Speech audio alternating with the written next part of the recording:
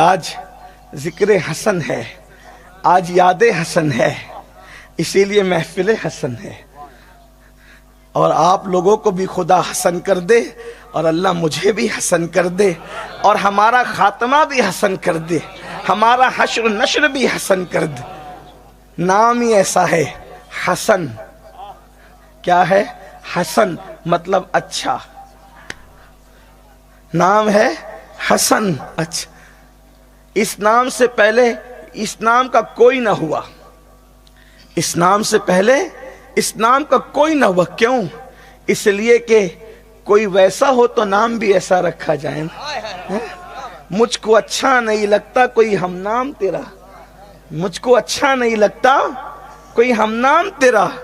کوئی تجھ سا بھی ہو تو نام سا تجھ سا رکھے، کوئی تجھ سا ہو تو نام بھی تجھ سا رکھے۔ اللہ نے ان ناموں کو چھپا دیا اور چھپا کر بتایا کہ حسن سے پہلے ہم نے حسن جیسا کوئی پیدا ہی نہیں کیا، اور حسین سے پہلے حسین جیسا کوئی پیدا ہی نہیں۔ جب نام والے پیدا نہ ہوئے تو کردار والے کیسے پیدا ہو سکتے؟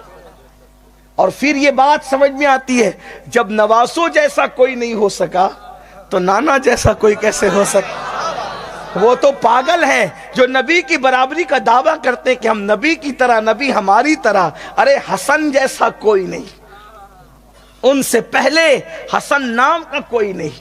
اللہ اکبر۔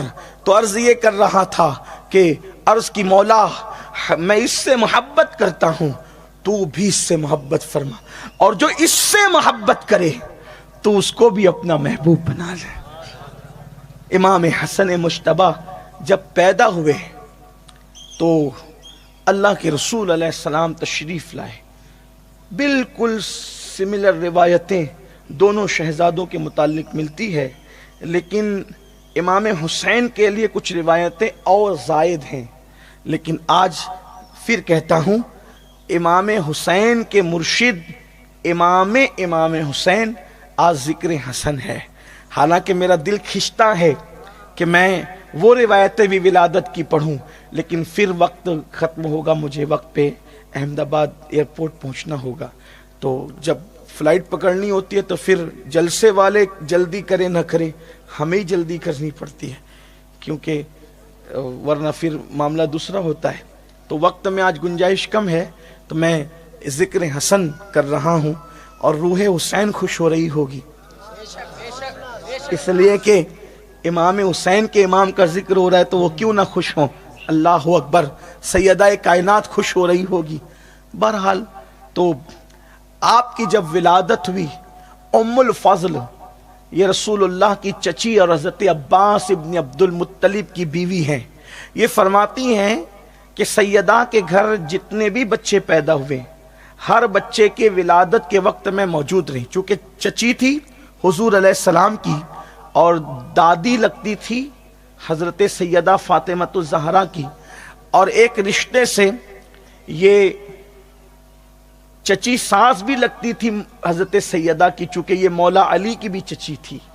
تو گھر میں یہ خاتون سیدہ ام الفضل رضی اللہ تبارک و تعالی عنہا یہ کہتی ہیں کہ سیدہ کے گھر جتنے بچوں کی ولادت ہوئی میں گھر رہی ان کے۔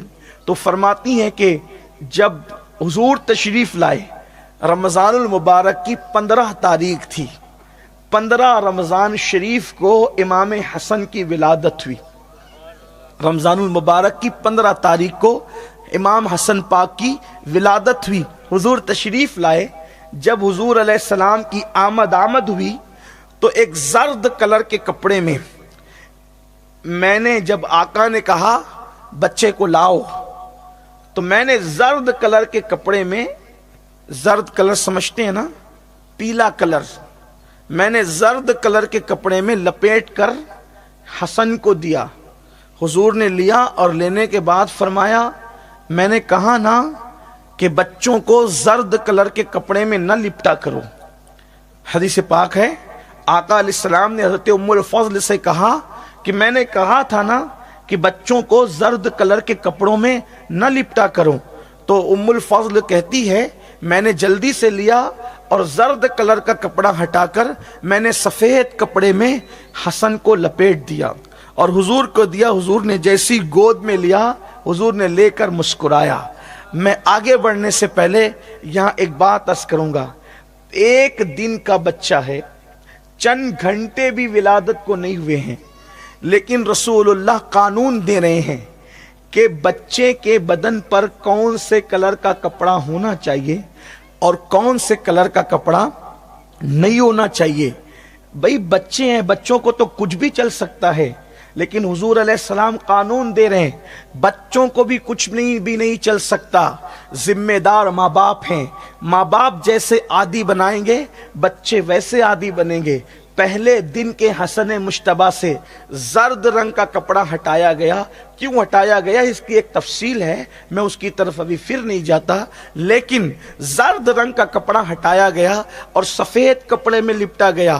اور ہمیں قانون دیا گیا کہ لباس کے معاملے میں چاہے ایک دن کا بچہ ہو, چاہے ایک گھنٹے کا بچہ ہو, چاہے 60 سال کا بڈھا ہو, اس کو رسول اللہ کے قانون کا پابند رہنا ہوگا. تو ام الفضل کہتی ہیں میں نے جب آمینہ کے لال کی گود میں فاطمہ کے لال کو دیکھا, کیا منظر رہا ہوگا.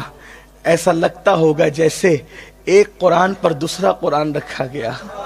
ایسا لگتا ہوگا جیسے ایک چاند کی گود میں دوسرا چاند آ گیا ہو. اس اعتبار سے کہ حسن مشتبہ بہت خوبصورت تھے اور رسول اللہ کے ہم شکل تھے, ہم شبیہ تھے. بلکہ حضرت ابو ہریرہ کہتے ہیں کہ میں نے ایک دن اپنے مالک کو, امام حضرت ابو ہریرہ کہتے ہیں ایک دن اپنے مالک کو سرخ دھاری والے لباس میں اور جوتے پہنے ہوئے چلتے دیکھا تو میرا دل ان پہ قربان ہو گیا.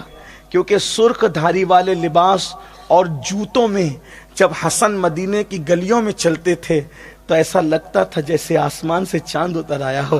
اتنے خوبصورت لگتے تھے, اتنے حسین و جمیل لگتے تھے امام حسن مجتبیٰ علی جد علیہ السلام. تو پھر اللہ کے رسول علیہ السلام نے ان کے کان میں اذان پڑھی. کتنے خوش نصیب ہے, حضور نے ان کے کان میں اذان پڑھی, حضور نے ان کے کان میں اقامت کہی اور اس کے بعد پھر گھٹی دی. گھٹی وہی اللہ اکبر, کسی کو شہد کی گھٹی, کسی کو کھجور کی گھٹی, لیکن حسن و حسین کے مقدر پہ قربان. اللہ اکبر. چونکہ شہد جو ہے اگال ہے مکھیوں کا, شہد کی مکھیوں کا اگال ہے شہد, حالانکہ اس میں شفا ہے. قرآن کہتا ہے شفاء للناس, کہ اس شفاء للناس کہ اس کے اندر لوگوں کے لیے شفا ہے. مشکات شریف کی حدیث ہے اگر کوئی بندہ مہینے میں 3 دن تک, حدیث پاک مشکات شریف کی, اگر کوئی بندہ مہینے میں 3 دن صرف پہلی غذا نیند سے اٹھنے کے بعد صبح کی پہلی غذا شہد کو بنا, تو جب مولا کائنات سے پوچھا علی تم نے نام کیا رکھا, مختلف روایتیں ہیں لیکن ایک روایت مجھے جو بہت پسند آئی وہ یہ ہے کہ مولا علی نے عرض کی یا رسول اللہ صلی اللہ علیہ وآلہ وسلم میرے ماں باپ آپ پہ قربان, حضور میں آپ سے پہلے نام رکھنے کی کیسے جسارت کر سکتا ہوں. میں انتظار میں تھا کہ آپ نام کیا رکھتے ہیں, لیکن دل میں خواہش یہ تھی, اب 2 روایت آ گئی, دل میں خواہش یہ تھی کہ میں اس کا نام حرب رکھوں. حرب یعنی جنگ, حرب نام رکھوں.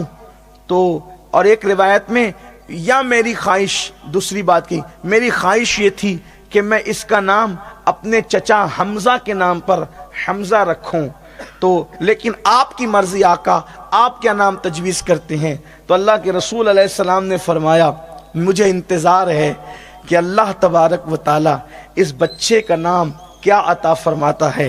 ابھی قربان جائیں, کیا خاندان والا تبار ہے. سنیو اپنے مقدر پہ ناز کرو, کس سے اللہ نے ہمیں جوڑ دیا ہے, کن کا دامن ہمارے ہاتھوں میں دیا ہے. اللہ اکبر.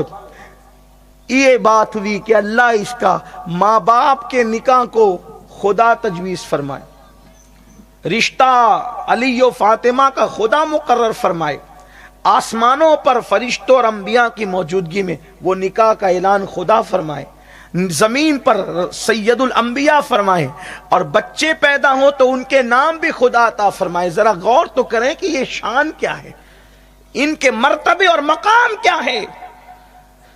ابھی یہ گفتگو ہو رہی تھی کہ جبریل امین آئے, عرض کی یا رسول اللہ, اللہ آپ کو سلام کہتا ہے اور فرماتا ہے چونکہ علی آپ کے لیے ایسے ہی ہیں جیسے موسیٰ کے لیے ہارون تھے. علی آپ کے لیے ایسے ہی ہیں جیسے موسیٰ کے لیے ہارون تھے. اور ہارون کے دو بیٹے تھے، ایک کا نام تھا شبر اور دوسرے کا نام تھا شبیر. اس لیے ہارون کے بیٹوں کے نام پر دیکھا نیا نام نہیں آیا، بزرگوں کے نام پر نام ہے. خدا نام رکھ رہا ہے لیکن نام بالکل الگ سے نہیں آ رہا ہے. بزرگ ہے ہارون نبی بزرگ نہیں ہوگا تو کون بزرگ ہوگا، ہے نا؟ ہارون علیہ السلام کے بیٹوں کے نام پہ ان کا نام ہوگا شبر. پہلے شہزادے کا نام شبر ہوگا. تو کہا یہ تو عبرانی ہے، عربی میں اس کا ترجمہ ہوتا ہے حسن. اور پھر ایک مقام پر آیا کہ اللہ کے رسول نے فرمایا زمانے جہالت میں اللہ نے ان دو ناموں کو چھپا رکھا تھا حسن، اس لیے آپ کو حسن بھی کہا گیا اور شبر بھی کہا گیا. امام حسن کا نام اللہ اکبر آسمانوں سے آیا اور آپ کا نام حسن رکھا گیا. اور پھر امام حسن کا بچپنا اللہ